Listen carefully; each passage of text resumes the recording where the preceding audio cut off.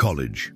For generations, it's been seen as the ultimate launchpad for success, the gateway to knowledge, opportunity, and prosperity.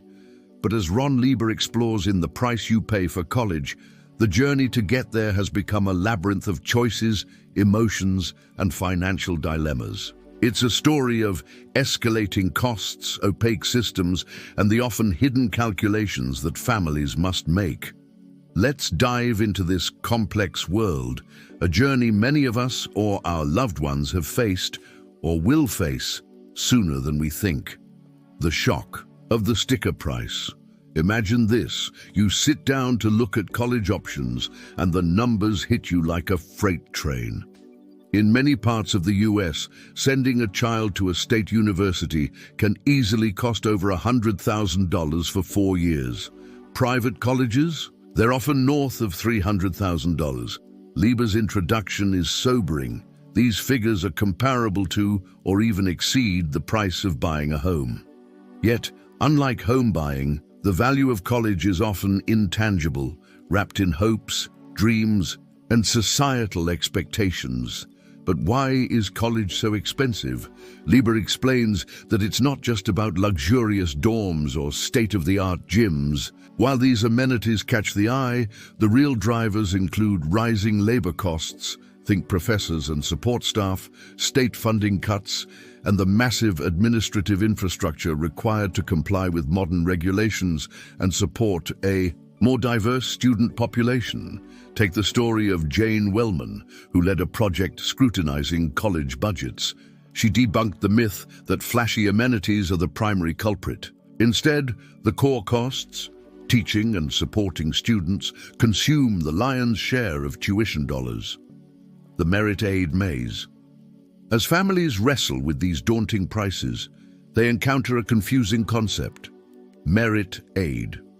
Unlike traditional, need-based aid for low-income families, merit aid often works as a discounting system.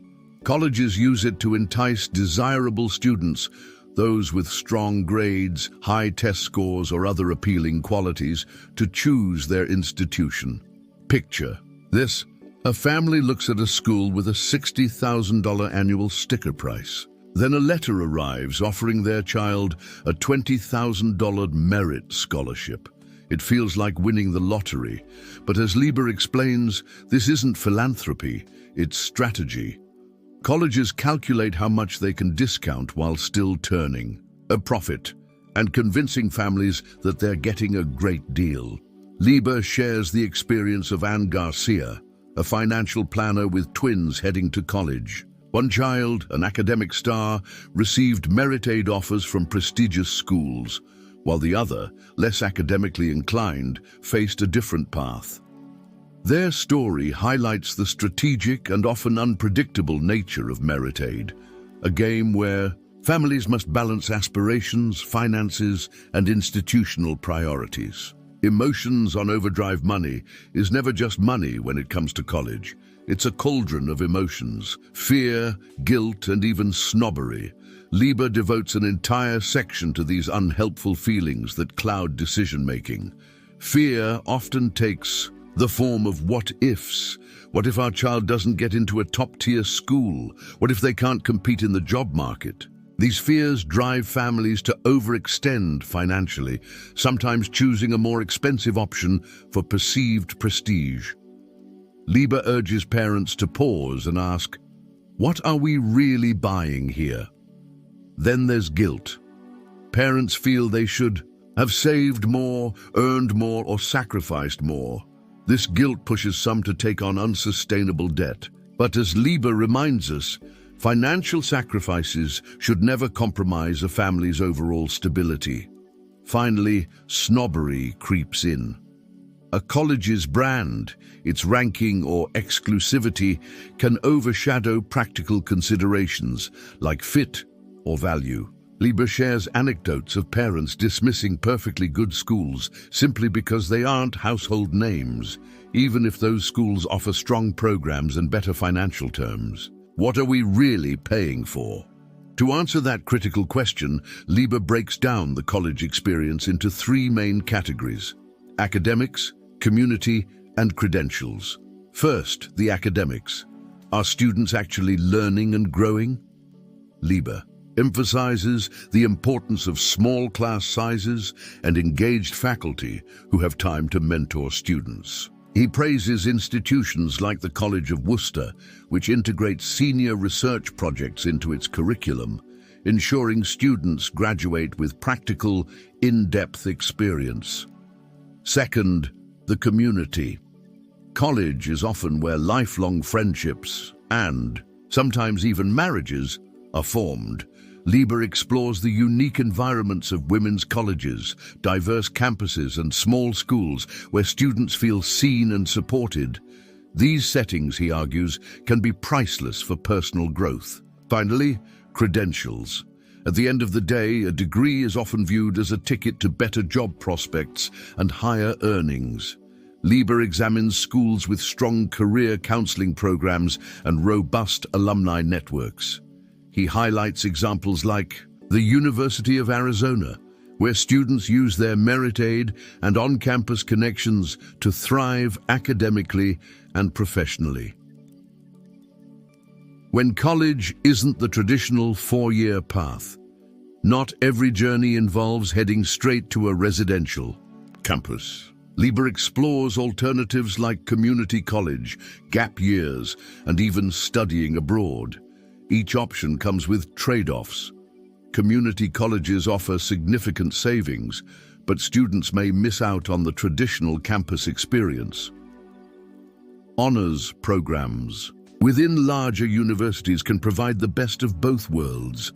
Small, challenging classes at a lower cost. Gap years, while sometimes expensive, can help students mature and clarify their goals before diving into college life.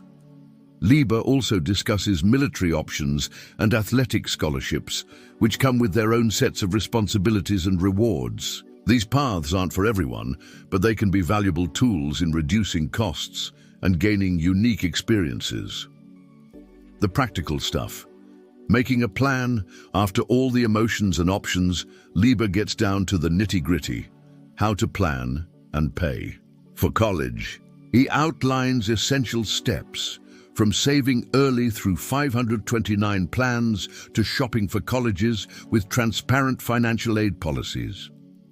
One standout example is the Net Price Calculator, a tool every college is required to have on its website.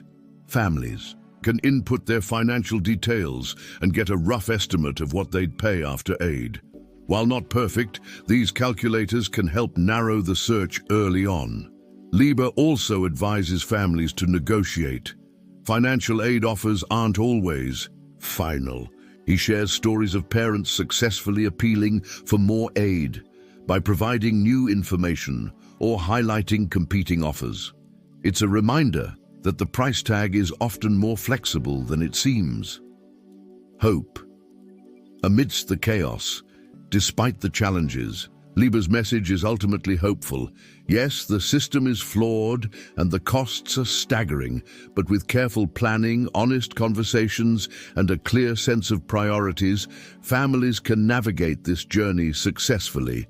Lieber's own story adds a personal touch. He reflects on his time at Amherst College, where financial aid made his education possible. The friendships and mentorships he formed there changed his life, and he wants other families to experience that transformative power without unnecessary stress or debt.